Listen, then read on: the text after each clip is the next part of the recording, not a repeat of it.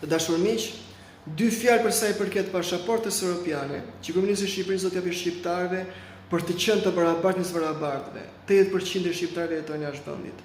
80% e shqiptarëve kanë lënë Shqipërinë. 80% e shqiptarëve janë me dokumente të rregullta. 80% e shqiptarëve janë europianë. Pasaportë për të qenë të barabartë me barabartëve nuk e di çfarë do të thotë. Shqiptarët është vetëm i kom që integrohet në mënyrë të jashtëzakonshme në gjuhë, në traditën dhe zakone. Shqiptarët flasin gjuhën në çdo vend që jetojnë dhe ata punojnë në mënyrë të jashtëzakonshme, ndallojnë fare se janë shqiptar. Shqiptarët i ke në çdo vend që ata punojnë dhe jetojnë, duke filluar nga pastrues, duke filluar nga drejtora, duke filluar nga administratora, duke filluar nga sipërmarrës.